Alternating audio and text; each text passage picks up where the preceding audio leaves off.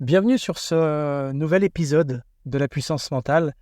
En fait, un épisode qui est un petit peu particulier d'ailleurs, qui va inaugurer un nouveau style d'épisode, qui est les coulisses de la puissance mentale. Alors, concrètement, pour t'expliquer un petit peu comment ça va se passer, ces coulisses de la puissance mentale, là, j'enregistre ces épisodes quand je suis dans des endroits un peu différents. Ça peut être dans ma voiture, en attendant mes enfants, ça peut être dans différents endroits, bref. C'est un petit peu comme, souvent j'ai des idées, j'ai des pensées, il y a des choses qui me viennent et je me dis, faudrait que je fasse un enregistrement de podcast sur ça.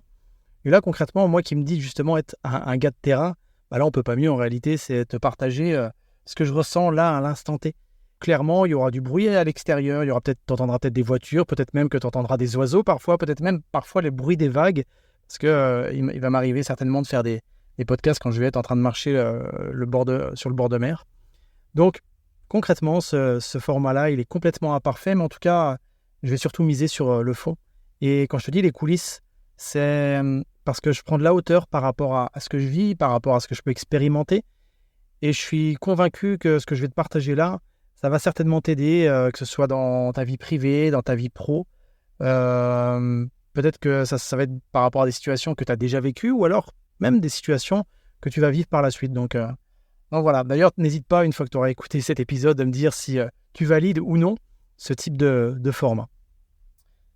Alors aujourd'hui, j'avais envie de te partager quelque chose où je me rends compte que je le valide de plus en plus, que ce soit sur les activités de coaching, que ce soit sur des séminaires, que ce soit même dans ma vie privée, avec des amis, avec tout type de personnes en fait.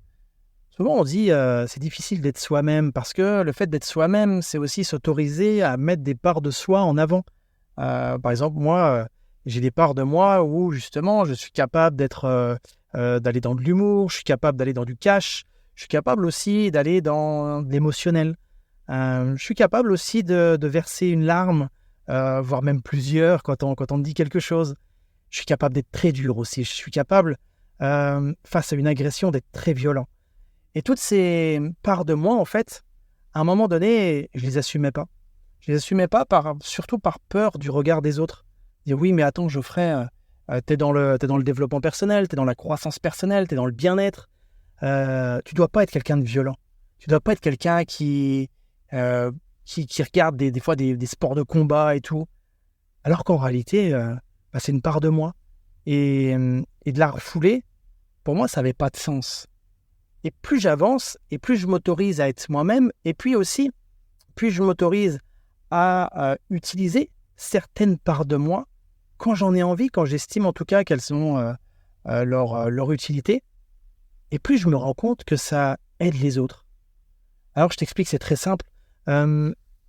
Dernièrement, j'étais sur un séminaire, et moi, quand je suis moi-même, je suis justement capable de sortir de l'humour comme ça sur des choses où on s'y attend pas. Et je suis capable aussi d'être très cash. Et à un moment donné, et puis pareil, comme je te disais, je suis capable aussi, quand on me dit quelque chose d'émouvant, quelque chose qui vient me toucher, et que je sens que c'est le bon endroit aussi pour s'autoriser à faire ça, et bien de sentir l'émotion monter et puis de la laisser vivre en fait. Donc parfois, quand les gens me parlent, ça m'arrive d'avoir les yeux qui brillent. Et j'ai une de mes participantes là, sur un séminaire de puissance mentale qui me dit, tu sais, Geoffrey, je te remercie parce que le fait de t'autoriser à être toi-même, indirectement, ça m'autorise aussi à être moi-même. C'est une personne qui était dans un milieu assez, on va dire, assez protocolaire, assez hiérarchique. Et le fait que je sois moi-même, alors qu'elle me dit, en plus elle me dit, tu sais, alors elle me mettait aussi un petit peu sur un piédestal, elle me dit, tu as écrit un livre, tu fais des conférences devant parfois des centaines et des centaines de personnes, tu as une belle notoriété et tout ça, et tu t'autorises encore à être simple, à être vulnérable, à être toi-même, et pas être dans ce conformisme que certains peuvent parfois avoir. Elle dit ça m'aide vraiment beaucoup. Et c'est vrai que il est important notamment moi je vois dans la sphère du développement personnel où parfois on s'interdit certaines facettes de soi-même. Une fois, une personne m'a quand même dit, tu fais des sports de combat alors que tu es dans le dev perso, mais ça serait vivre sur une planète extraterrestre que de nier une certaine réalité. Comme dire, bah non, il n'y a pas de violence dans le monde. Donc moi, je trouve ça vraiment faire la politique de l'autruche. Et est-ce que ça veut dire que parce que je fais des sports violents, des sports qui sont confrontants, est-ce que c'est pour autant que je suis violent dans mon quotidien? Non, ça n'a rien à voir.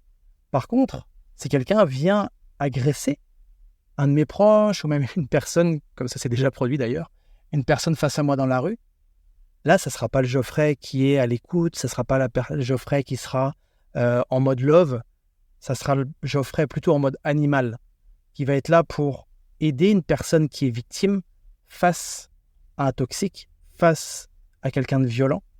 Donc, c'est aussi une part de moi que j'assume entièrement. Et ça, ce que je me rends compte, en tout cas, c'est que plus j'avance, plus j'évolue et plus j'ai de la maîtrise dans tout ça. Auparavant, d'ailleurs, quand j'étais dans la police, j'avais du mal à faire la part des choses.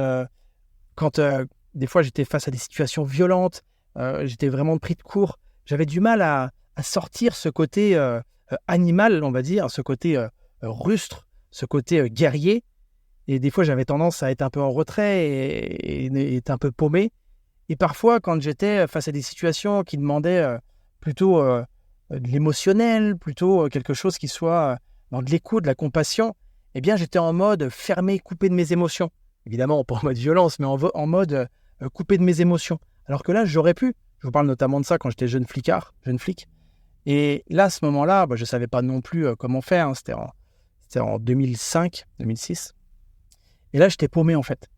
Et en réalité, il n'y a pas de bien ou de mal d'avoir certaines facettes de ces personnalités.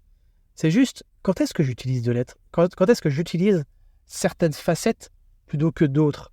Un peu comme ce guerrier, justement, qui décide de mettre son armure et d'aller au combat, parce que c'est le moment du combat.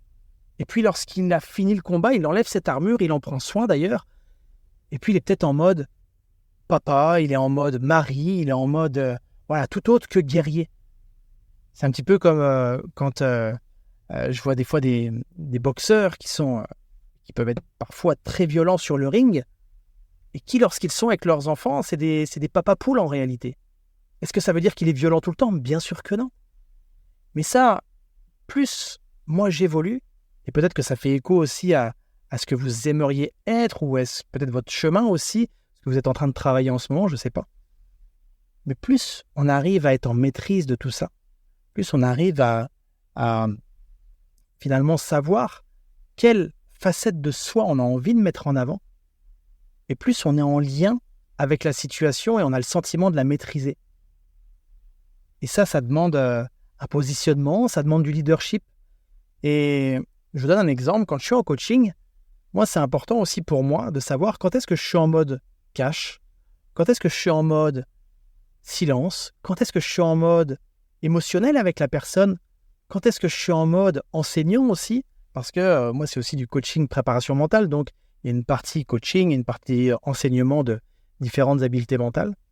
Donc pour moi c'est aussi, c'est un peu ma quête. Quand je dis ma quête, c'est quoi ? C'est l'évolution dans les différents domaines de vie, c'est de savoir quelle facette de moi j'ai envie de mettre en avant. Et je donne un autre exemple, et puis je terminerai là-dessus. C'est comme parfois je suis avec mes enfants et je suis fatigué. Je suis épuisé par le travail, par les gros challenges que j'ai dans mon quotidien. Et là, je sens des fois l'énervement, l'agacement monter. Et je me dis, tiens, quelle facette de moi j'ai envie de mettre en avant ? Est-ce que c'est la facette du gars énervé, ou est-ce que c'est la facette du papa poule ? Parce que plus on a conscience de l'état dans lequel on est et de l'état dans lequel on a envie d'être, et surtout de la personne qu'on a envie d'être face à une autre personne, et plus on sera en mesure de mettre en avant la bonne facette. Donc c'est vrai que des fois, quand je suis avec mes enfants, en plus 2 ados, en plus avec mes enfants, je suis très fusionnel avec Lucas et Robin. Quand je suis fatigué, et honnêtement, qui me saoule, parce que tous les papas et les mamans me comprendront, quand on a des enfants, c'est pas toujours tout rose. Il y a des fois, mais qu'est-ce qu'ils sont chiants. Et c'est pour ça qu'on les aime aussi. C'est parce qu'ils sont complètement imparfaits, comme nous d'ailleurs. Mais quand ils sont comme ça, en mode, j'ai envie de dire, en mode casse-couille, quelle personnalité on a envie de mettre en avant. Est-ce que c'est le parent autoritaire? Est-ce que c'est le parent poule, papa poule, maman poule? Est-ce que c'est la personne qui est détachée de ce qui se passe? Et plus on identifie ça, plus on parvient à mettre ce qu'on a envie de mettre en place, et plus on revient en maîtrise de soi et en maîtrise de la situation.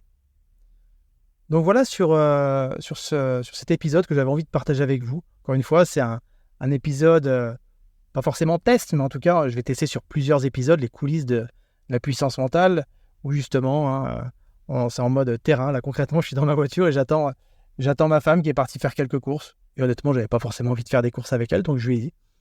Et j'en ai profité donc pour enregistrer cet épisode, où justement, je vous ai parlé de le fait d'être soi-même autorise aussi les autres à être eux-mêmes, parce que c'est ça aussi, quand on s'autorise à mettre finalement la facette qu'on a envie de mettre, et non pas la facette que l'extérieur nous impose, entre guillemets, parfois peut-être, de mettre, eh bien, c'est à ce moment-là qu'on devient inspirant pour soi et évidemment pour les autres. Parce que inconsciemment, la personne qui est face à vous va se dire, si elle s'autorise à être elle-même, pourquoi moi je ne pourrais pas m'autoriser à être moi-même? Voilà pour ce partage que j'avais envie de vous faire. Je vous souhaite évidemment le meilleur. Prenez que ce qui est bon pour vous. Je vous dis à bientôt pour un autre épisode. Bye tout le monde.